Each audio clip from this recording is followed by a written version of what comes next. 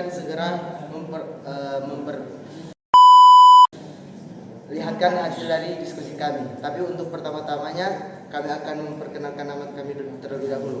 Nama saya Dewa Aditya Ramadhani, NIM saya 220230005, kelas saya 531. Perkenalkan, nama saya Rizky Tomala, NIM 2203016. Perkenalkan, nama saya Immanuel Polino, NIM 22023026. Nama saya Rio Kepala, NIM 220230001. Nah, kami kelompok 1 pada kali ini akan mengambil studi kasus yang berjudul Rancang Bangun Sistem Early Warning Kebakaran pada Rumah Berbasis IoT atau Internet of Things.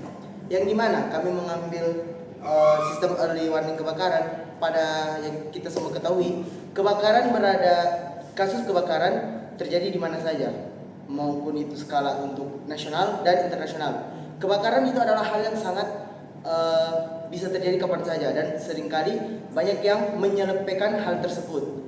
Nah, kami berinisiatif memakai sistem ini agar terjadinya peringatan terlebih dahulu yang dimana maupun masyarakat yang berkebutuhan dan masyarakat yang memiliki dana yang terbatas bisa memakai sistem ini agar dapat menghindar dari yang namanya kecelakaan kebakaran. Untuk detail yang selanjutnya, mulai dari bahan-bahan, alat, dan juga harga akan dijelaskan oleh kelompok kami yang selanjutnya. Dipersilakan. Oke, di sini kita masuk pada bagian landasan teori. Nah, di sini landasan teori kita mengemukakan beberapa komponen yang akan kita jelaskan. Yang pertama, kita menggunakan microcontroller SP32. Kemudian yang kedua, kita menggunakan drive sensor. Yang ketiga, DHT22, MQ2, dan buzzer.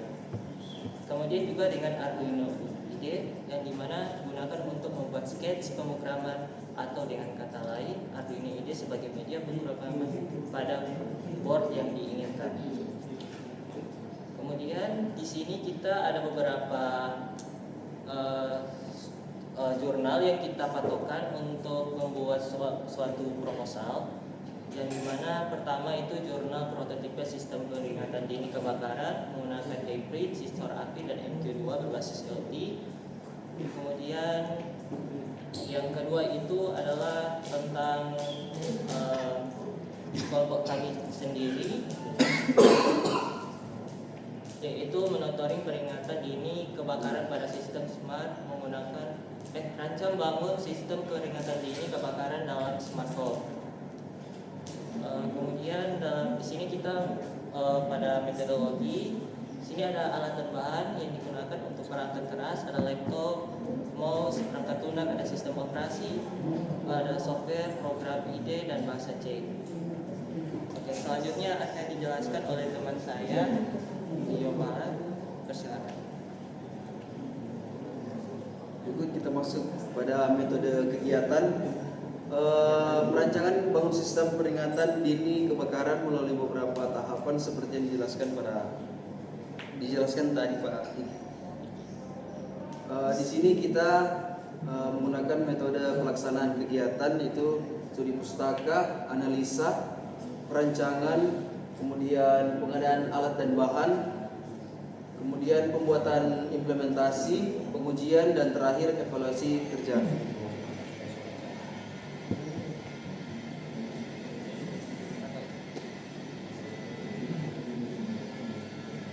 Berikut ada pembuatan implementasi. Tahapan ini yang melibatkan penerapan rencana kerja yang telah dirancang dalam fase perancangan. Tahapan ini mencakup pengembangan instalasi dan konfigurasi sistem atau solusi yang telah dirancang untuk mencapai tujuan proyek. Nah, di sini kita sudah ada beberapa komponen yang menjadi output dan inputnya. Yang input ini ada di MQ2, DHT22. Kalau output ini ada buzzer, kemudian ada MQ2 dan billing yang telah terkoneksi di laptop dan HP Baik.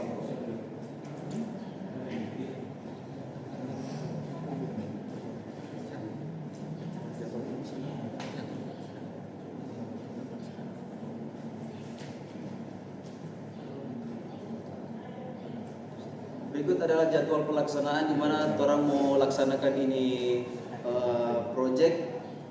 Di minggu pertama bulan November kita yang pertama studi literatur dan analisa.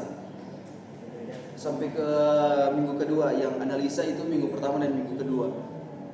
Baru perancangan pengadaan alat dan bahan juga di minggu kedua. Dan masuk ke minggu ketiga itu pembuatan implementasi dan sampai ke minggu keempat itu berarti ada 2 minggu. 3 minggu. Kemudian di pengujian kita ada di minggu pertama, minggu kedua dan minggu ketiga bulan Desember. Dan terakhir itu minggu keempat bulan Desember itu adalah evaluasi kinerja alat.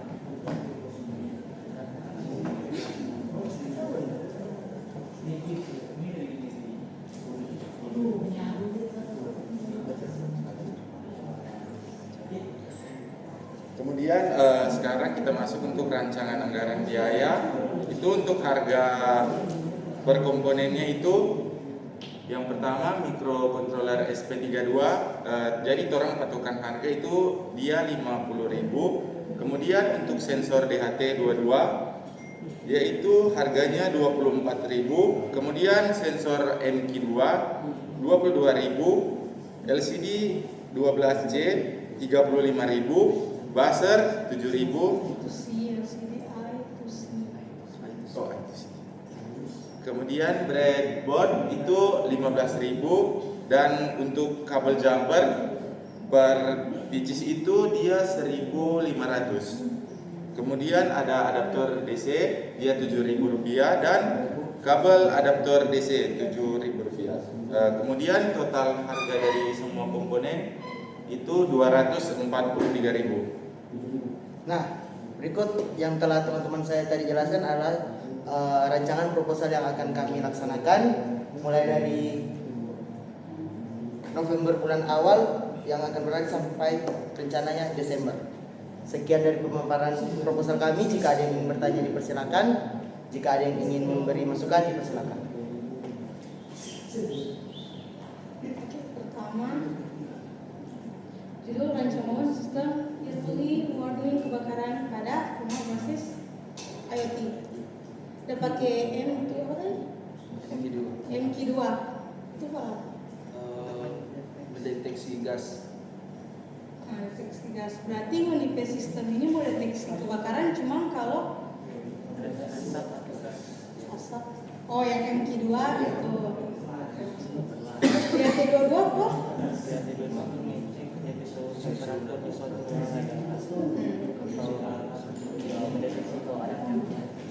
Dia kan lihatnya for suhu toh. Kalau memang di hari itu dia panas sekali, dia langsung atau nggak ada pengaturan? Ada pengaturan dia, jadi keluar cuma dan sini Nanti maksud TV pengaturan nanti beberapa Celsius baru dia dikatakan di kebakaran. Ya begitu. Oke, next. Dia cuma butuh MQ2 dan di hati itu lain. Berarti dia ada tindakan eksekusi. Jadi kalau cuma kebakaran sudah bakar dia mau lari. Rencananya Kak dari LCD orang akan gabungkan ke Blink langsung, jadi notifikasi yang orang pakai itu di Blink atau bisa jadi di Oke. akun email. Itu kan cuma for notif toh. Oh, notif. Berarti itu DP bagian sama dia pemantauan, controlling. Controlling dan monitoring. Berarti itu masih sama tadi monitoring. Kalau dia mau kontrol apa? Cuman untuk sementara orang kan pakai patokan yang dari awal benar bilang di budget yang berapa? 250. Tapi kan belum ada kontrol, yang berarti cuma pemadam. Kalau api ini langsung lari keluar. Oh, berarti ini masih secara manual. Dia mau pemadaman. Itu tapi maksudnya. Iya. Nanti nak kurangkan kalau dari kita sih itu. Iya. Nanti kalau di pamer Ada masuk apa? Oke. Dari secara penulisan bisa yang ketik. Cuma dia sendiri. Kita di dia. Boleh. Dan gua ada bantu kasih pakai materi. Referensi. Oke. Pertama typo. Dosen pengampu.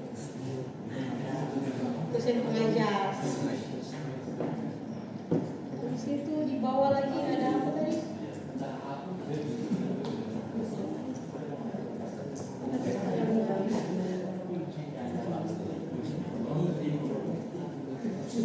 Ini sama dengan metode kegiatan, menilai metode itu 9 toh. Di gambar boleh pakai studi pustaka, di bawah boleh pakai studi literatur. Tak sinkron toh? Oke, cuma itu sih tapi langsung. Oke, nanti kurang minta pengesahan pak. Oke. Oke, thank you. Kasih, Kak. Bagus. Next, kelompok 2.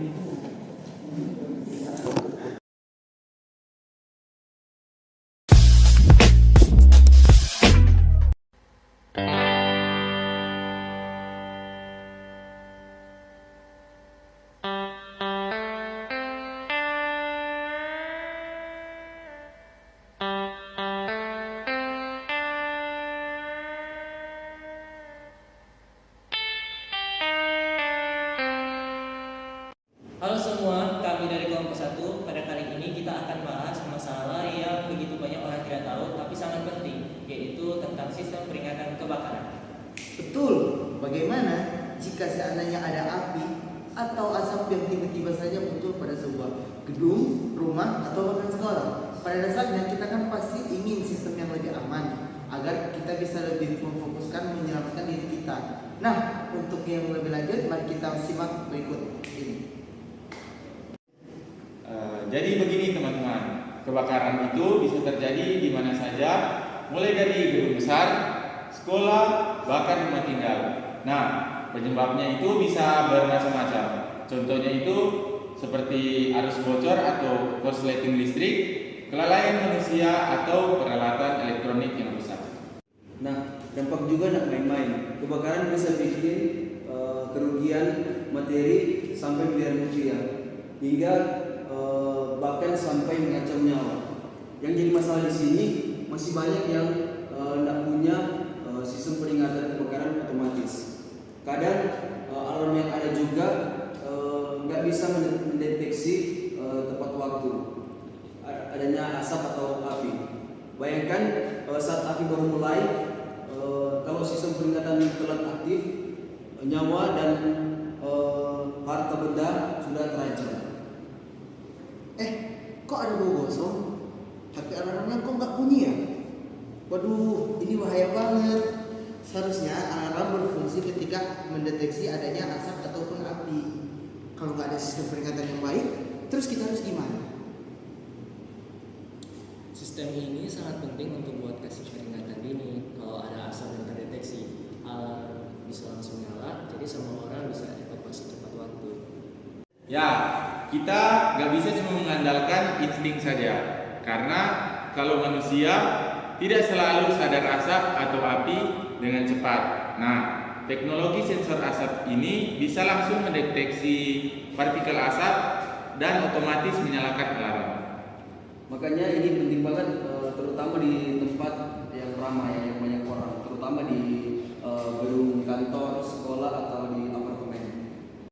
Di proyek ini, kami akan membuat sistem peringatan kebakaran yang lebih canggih menggunakan sensor asap yang otomatis bisa mendeteksi tanda bahaya. Kita akan pakai teknologi yang bisa aktif secara otomatis buat bantu selamatin nyawa dan barang berharga. Mau tahu detailnya? Stay tune ya di presentasi yang selanjutnya. Halo, nama saya Dewa Aditya Ramadhani. Nama saya Rizkyanto Mala. Kami dari 5TU1 akan menjelaskan secara sederhana dan singkat untuk codingan yang akan kita pakai nanti ke dalam proyek kita. Nah, untuk yang pertama, kita akan mendeklarasikan terlebih dahulu tentang apa yang akan kita pakai. Contoh, di sini define Blink template ID yang akan kita pakai pada Blink kita. Baru Blink template name, yaitu nama yang project yang akan kita pakai. Contoh di sini sistem peringatan kebakaran. Terus blink out token yang akan kita dapat pada kode blink kita. Nah, selanjutnya kita akan memasukkan ke dalam library agar dia dapat membaca itu Wi-Fi client, ada blink simple SP32 dan juga liquid crystal I2C. Nah, di sini kita akan memasukkan jaringan Wi-Fi yang akan kita pakai, yaitu blink out kode. Terus kita akan masukkan char SSID, yaitu kita akan memakai Risky. Terus pas yang akan kita pakai di kode ini 1 sampai 8. Nah, pada keadaan kedua yaitu kita akan masukkan kode-kode ke pin SP32 yang dimana untuk flame sensor atau sensor api akan kita masukkan ke pin 32 dan sensor gas akan kita masukkan ke 35, pompa air ke 16, buzzer ke 18. Untuk penentuan ambang batas ketika sensor akan aktif atau berbunyi, yaitu kita gunakan di ambang batas gas 1750. Itu akan membuktikan ketika gas sudah terdeteksi. Terus ada api terdeteksi, asap terdeteksi, pompa otomatis akan aktif. Oke, kita masuk pada fluid setup, di mana fluid setup merupakan proses satu kali jalan. Nah, di sini ada LCD init ini merupakan untuk memulai LCD, kemudian LCD backline. Nah, LCD backline ini dia akan menampilkan huruf dari latar belakang. Kemudian di sini ada aminasi connecting untuk melihat adanya aminasi pada kata connecting ini selama 5 detik. Kemudian pada LCD pada saat sudah lewat 5 detik dia akan menampilkan sistem aman. Kemudian di sini pada inisiasi pin kita menggunakan 2 sensor, yaitu sensor api dan sensor gas sebagai input, kemudian 2 buah komponen pompa air dan buzzer sebagai output. Dan buzzer pada kondisi awal itu kita kasih low. Nah, kemudian kita coding yang ini merupakan coding yang akan kita sambungkan Wi-Fi-nya ke SP32. Nah, kemudian di sini kita akan kirim data dari data dari Arduino IDE untuk ditampilkan ke Blink. Oke. Nah, contohnya kita akan menggunakan di sini yaitu baca status sensor api dan nilai sensor gas. Yang dimana ketika kita menampilkan nilai gas di LCD, maka akan muncul di dalam LCD yaitu nilai asap, dan untuk yang ini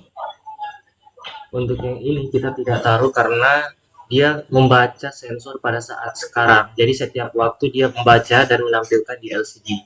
Nah, misalkan pada kondisi normal dia tetap akan mendeteksi adanya gas atau asap walaupun tidak sampai 1750. Nah, kemudian di deteksi api, ketika api dinyatakan terdeteksi, maka di LCD baris awal itu dia akan menampilkan status warning ada api. Nah, kemudian di sini dia akan pada saat itu dia akan mengaktifkan buzzer dan water pump. Lalu dia akan mengirimkan data ke web server link. Pada V0 ada api, pada V2 dia akan muncul notif pompa aktif, dan V3 akan muncul warning api terdeteksi. Kemudian blink log event ini merupakan kode notifikasi yang akan kita pakai di HP untuk ketika api terdeteksi maka dia akan mengirimkan notifikasi gitu. Nah, else if yaitu jika status api low atau sudah padam, yang dimana pada LCD awal akan muncul kata yaitu sistem aman. Otomatis buzzer dan pompa air akan mati yaitu low. Nah, maka dari itu pada blink virtual write V0 akan muncul tulisannya itu tidak ada api. Pada blink V2 pompa akan off atau telah mati, dan pada V3 sistem telah aman. Nah, selanjutnya untuk pendeteksian gas, yang dimana jika nilai asap lebih dari ambang gas, asap akan terdeteksi dan api terdeteksi. Ini contoh. Makanya pada LCD kolom awal akan muncul kata waspada ada asap. Di sini hanya buzzer saja yang menyala, yaitu buzzer high. Maka di blink virtual kita yang di V3 akan muncul kata warning, asap terdeteksi. Dan jika nilai asap kurang dari ambang gas yang kita tentukan atau gas sudah hilang, maka pada LCD kolom awal seperti di atas, dia akan menjadi sistem aman. Selanjutnya, buzzer akan mati, buzzer akan low, dan di blink virtual 3 atau virtual write V3, sistem akan aman. Kemudian dia akan mengirimkan link virtual yang dimana itu V1 nilai asap. Nah, nilai asap yang akan muncul itu adalah nilai asap pada setiap saat gitu. Jadi kalau misalkan pada saat normal dia tidak sampai 170, maka dia dalam sistem aman. Kalau dia sampai 1750, maka dia sudah dalam kondisi asap terdeteksi, warning asap terdeteksi selama 1 detik. Sekian pembahasan secara singkat mengenai coding yang kita pakai. Saya Dewa Aditya Ramadhani. Saya Rizkyanto Mala. Kami dari 5TL1 mengucapkan terima kasih.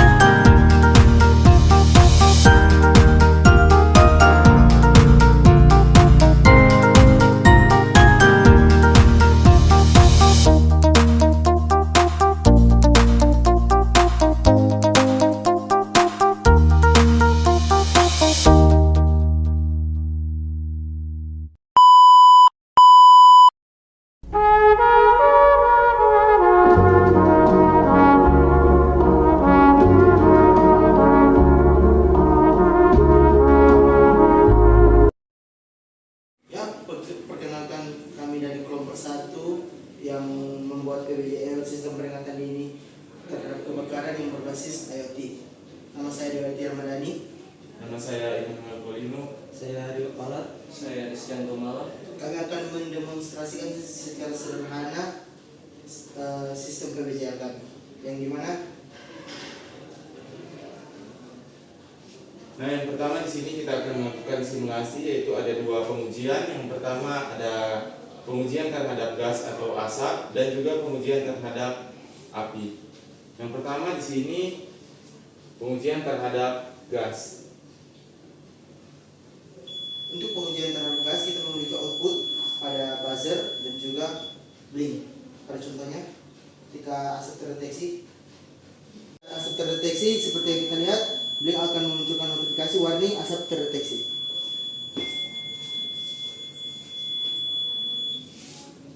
Kemudian pada pengujian kedua yaitu flame sensor, di mana ketika ada api maka water pump akan berjalan dan di LCD akan menunjukkan adanya bahaya.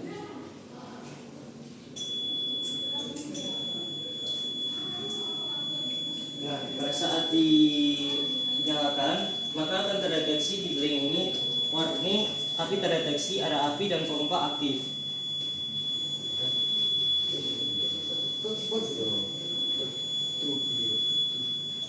Nah, sekian PBJL secara sederhana dari kami. Sekian, terima kasih.